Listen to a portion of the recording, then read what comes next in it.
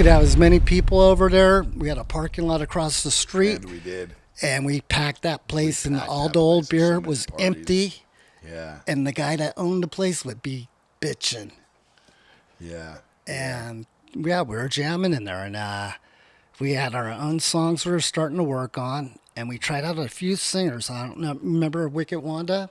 Yes, I do. So she was a friend of mine, and we hung out, and she goes, well, my sister's, her boyfriend plays and sings, so we had him come in and try out, and he recorded some of our stuff on one of those big reel-to-reel recorders, and he didn't really work out. It wasn't our trip, and we just parted ways. Everything was good, and we went to a concert, and it was my cousin playing out in Hayward, I believe, or Fremont, and that's when we seen Steve singing. And like, hey, that guy kind of looks like a good front man.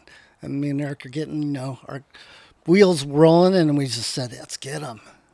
And I think we talked to. Well, no, you actually had gotten remember Bluto? My brother had played in. We talked. With you guys. Yeah, we talked to one of my other cousins, Debbie Ramirez, and Debbie. Mm-hmm. She turned me on to your brother, John. Yep.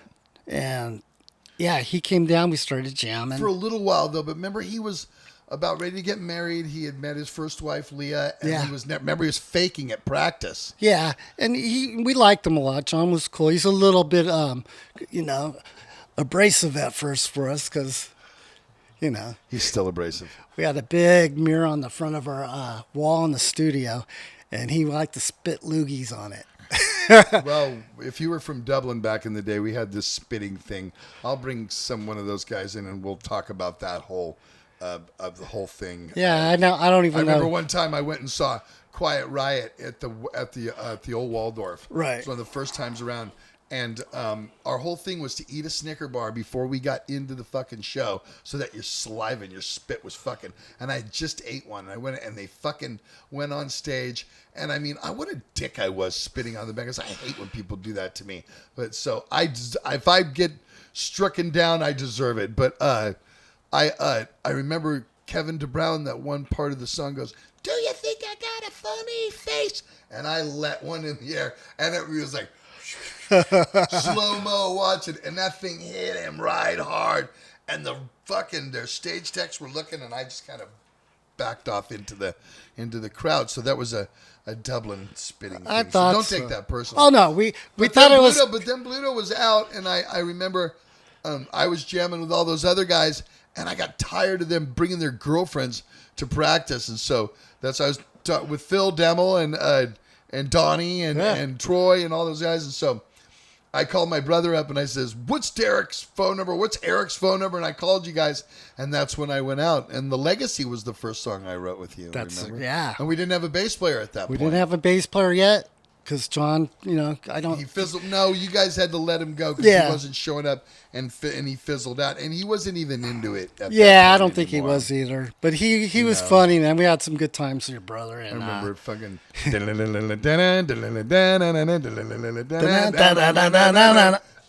It's so good. All that old fucking shit. Or the first, but what was the intro?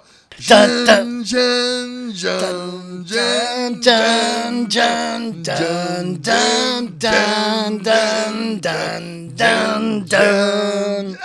That's so great. And we used to stand out there like we were like, and these guys had priest collars on and full priest collars and upside down crosses, and it was just Bullet belts. Bullet belts. We were so heavy back. We in wanted the day. to be Venom, But your tenure wasn't all that long once we got going. Yeah, I think we were working on doing the thing for about a year and a half, with the studio thing, and then we were just, doing our thing, and we were just starting to get some good shows. I think we were our first good show was with Laws Rocket and Slayer.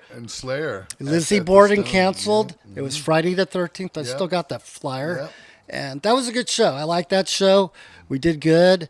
And then our next show was with Megadeth and Death Angel and Hyrex, I believe, at the Ruthie's. Ruthie's, that's right. And Louis, I love the guy, but he was with a girl, and they were, pretty much, his thing.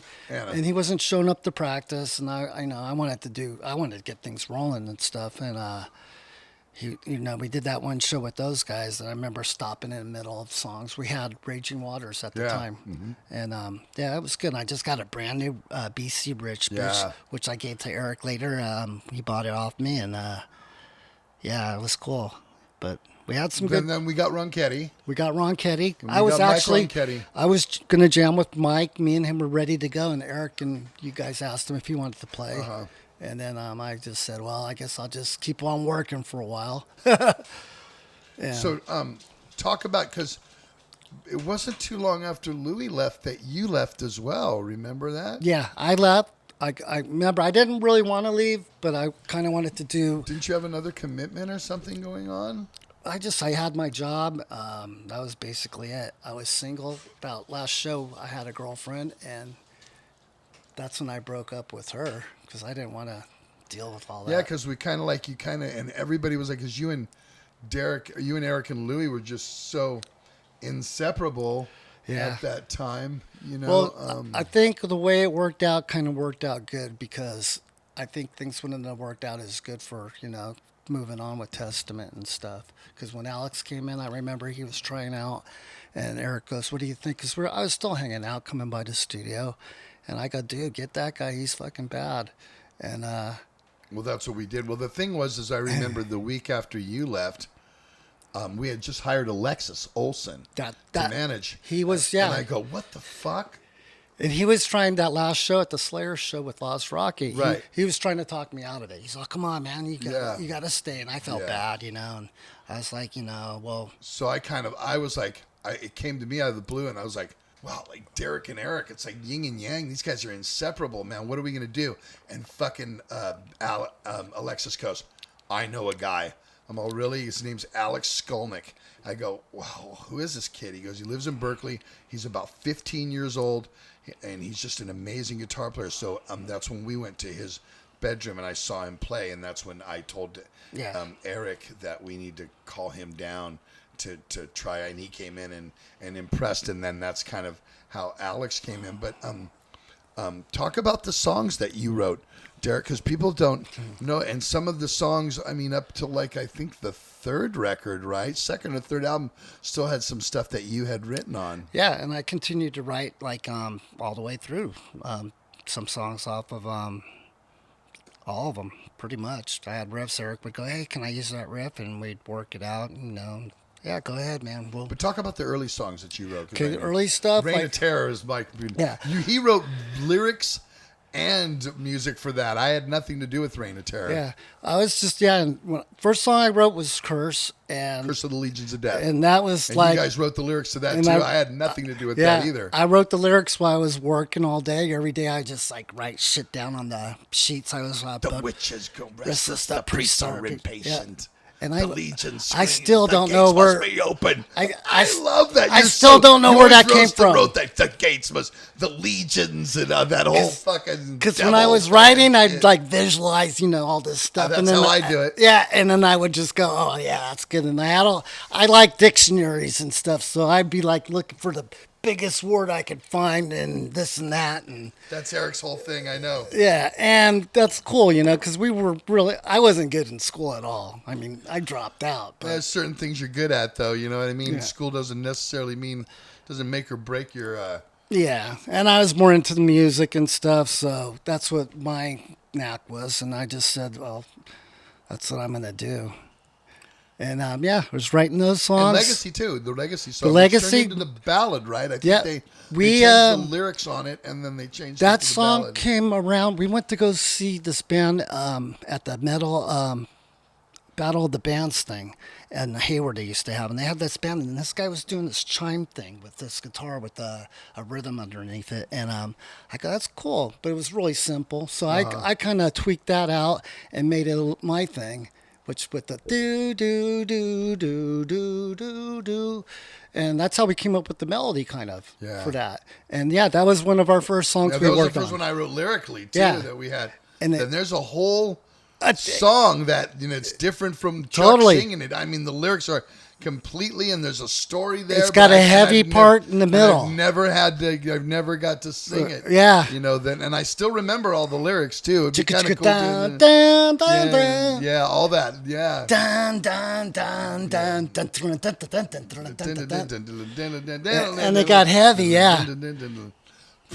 And that's when, people were starting to notice this shit because we had a bunch of bands down the hall, and then, with these punk rock bands that liked us because they go, hey, these guys are cool, and they were all They're metal, but they were tripping on us hard because they would be like, fast. they'd be all, oh man, what's this shit, and they, we'd have our studio would be packed every week. We had parties. We had parties, yeah. Had hot chicks come and stuff. Which is yeah. the way it was. It was like, Yes, we had some crazy shit. Yes, we did everything too. We were already the dirt. Acid face. We were worse than the dirt. No, I know. And I did an episode where I reviewed the dirt, and I talked about that, Derek. I talked about that's kind of how it was, and some of us carried it. We were young, man. I mean, I'm fucking 20 years old to 19 years old, and I'm a kid in a candy store doing what I want, playing in a killer band, and if we weren't rehearsing music, we were at gigs doing stuff like that. Yep. And then we'd get back to the studio, and we'd be playing there, and we'd be stealing everybody's band's girlfriends and stuff. We'd be there all night, too. We'd be there all night. There. 6 fucking suns coming up, and I'd be going back home. We'd still be up. I wonder why. Fuck, I wonder why. You wonder why. Yeah, but you actually played in Testament for a while, didn't you? Yep. For a short period. But you didn't play guitar, right? No, I was playing guitar. We were looking for a bass player because Greg was gone. What year was this? That was 95? 95, I believe, yeah. And we were actually, Testament was going to break up. That was going to be it. And Eric's going, we just call this Dog-Faced Gods.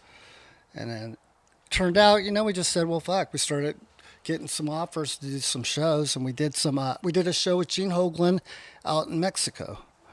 And we went down there and played, and then we worked on the album. Gene came and stayed with me in Walnut Creek, and we started writing the Demonic album. Uh-huh. And so Eric, you're on the Demonic record. Yeah.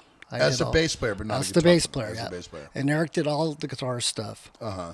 I think James Murphy came and played lead on that. He did New Eyes Are Old. He did a lead, I think. But and that was it. Uh-huh. So, Dog-Faced Gods, he did that one on later. Uh-huh. Dog-Faced Gods, I wrote the rhythm in that. The dun dun dun dun dun dun dun dun dun. Do you write anything now? Have you written anything in the last? I got a lot of stuff now. No, I mean for them. Not for them, no. Because I still write for them. The last thing I did for with Eric was Dragon Lord. I did a lot of Black Wings of Destiny songs with him.